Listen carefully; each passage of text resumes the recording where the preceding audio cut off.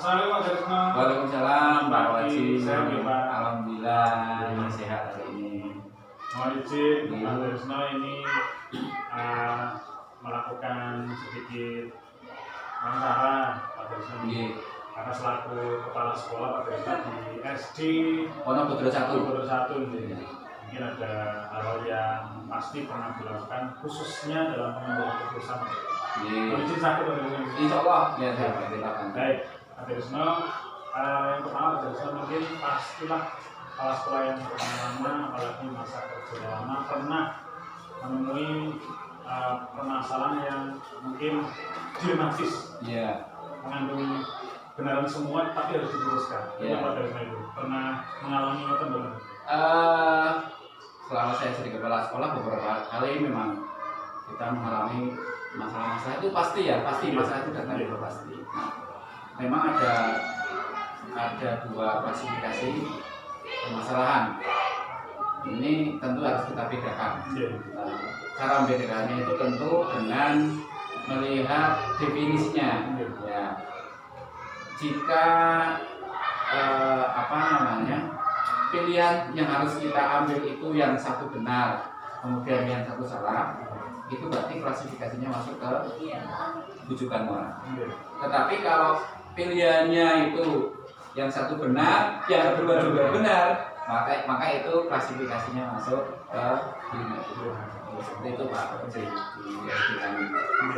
Baik Pak Darisno, berarti di sekolah itu pasti ya? Iya pasti ya. Terus prepon Pak Darisno dalam proses pengambilan keputusan jika menemui hal-hal semacam tadi, bisa diceritakan Pak Darisno? Iya. Terutama yang dilematika ya. Kalau yang rujukan moral kan mudah, kita sudah ada pilihan kan, kita pasti pilih yang benar ya. Tapi kalau yang dilematika ini memang agak dua-duanya. Iya kan dua-duanya benar dan kita harus mengambil yang terbaik begitu.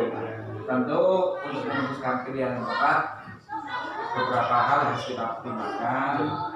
Misalnya sejauh mana dampak negatif dari keputusan kita, terutama dalam hal merugikan orang lain. Ya, apakah keputusan kita ini merugikan orang lain? Kemudian adakah aturan atau rambu-rambu yang bisa kita siasati?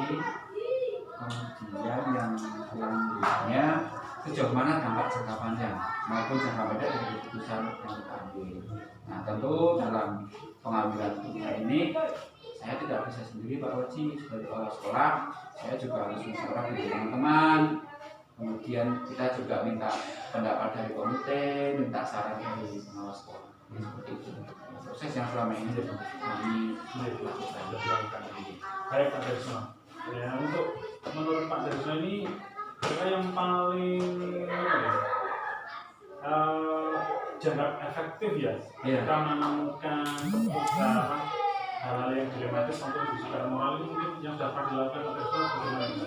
Cara-caranya atau prosedurnya? Yang pertama tentu kita analisa dulu permasalahannya untuk menentukan apakah itu rujukan moral atau dilematika.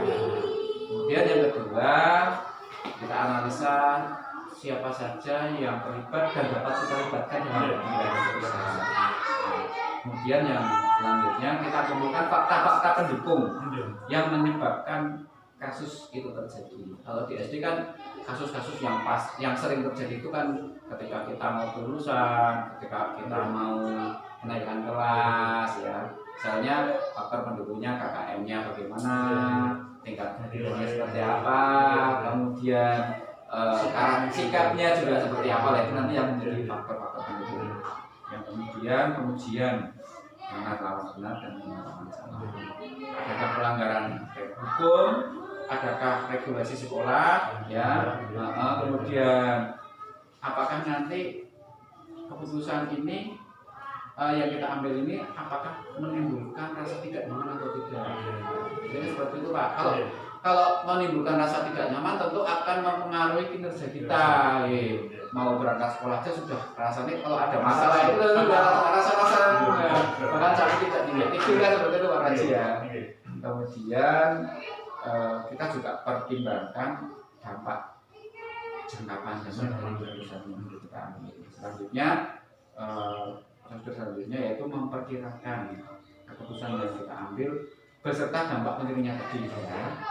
Yang selanjutnya adalah menentukan opsi-opsi pendukung terhadap keputusan yang kita ambil. Contoh misalnya anak yang tidak mau tidak naik sekolah. Kalau keputusan kita naikkan, tentu kita harus menyiapkan opsi-opsi pendukung ya. Misalnya kok karena KKM-nya kok kurang, misalnya ya ada ada remedial itu kan bisa. Kemudian langkah terakhir tentu kita membuat keputusan final. Seperti itu Pak Haji. Terima kasih Pak. Ini kemudian gini Pak Darsno. Ketika ada masalah dilematis ataupun tusukan moral itu yang paling sering dilakukan ketika menemukan masalah-masalah yang tadi langsung diselesaikan di hari itu, atau mungkin Pak Darsno mencari waktu yang tepat biasanya Pak untuk menyelesaikan masalah seperti itu. Kalau saya biasanya begitu ada masalah langsung kita segera kita selesaikan. Tapi lebih baik. Tapi tentu juga harus tidak terburu-buru Pak Haji. Kita harus ya step by step lah. Cuma kita juga punya tenggat waktu maksimal. Jangan sampai masalah ini belum selesai, ketemu masalah yang baru lagi akhirnya kan menambah beban pikiran kita. Terakhir Pak Darsno, untuk sebagai kepala sekolah, pastilah masalah-masalah itu termasuk masalah yang berbau atau mengandung dilematis, mengandung tusukan moral antara benar dan salah, pastilah sering dilakukan ini. Kira-kira apa yang bisa diambil pelajaran dari ketika sebagai kepala sekolah, kemudian dengan menghadapi berbagai masalah yang terutama tadi apa yang bisa diambil pelajaran untuk mungkin lingkungan sekolah ataupun mungkin teman-teman guru ataupun mungkin pada teman-teman mereka kepala sekolah? Yang jelas masalah itu pasti datang. Bahkan kalau tidak ada masalah kita supaya membuat masalah untuk kemajuan kita artinya orang itu akan maju ketika kita dihadapkan pada masalah dan kita bisa menyelesaikan dengan arif dan ikhlas. Tentu Pak Haji semua keputusan kita kan pasti ada dampak positif dan negatifnya.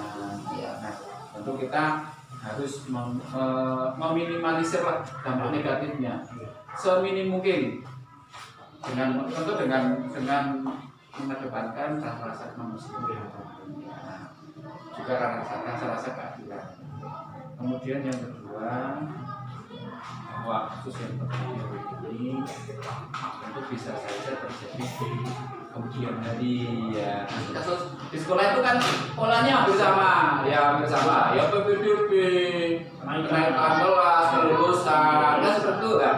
Nah, tentu kita harus ada semacam konsistensi. Kalau bisa segala sesuatunya itu masuk di peraturan akademik. Sehingga kita punya landasan dasar hukum, kita melangkah meskipun nanti juga ada pertimbangan rasa kemanusiaan. Nah, kemudian sebisa mungkin komunikasi dengan guru, dengan pengawas, saran dari masyarakat itu harus kita bangun. Seperti itu Pak. Terima kasih. Berarti justru dengan adanya masalah membuat kita semakin kuat gitu. Betul. Semakin dewasa, kuat, semakin dewasa, semakin pengalaman dan berpengalaman dalam betul.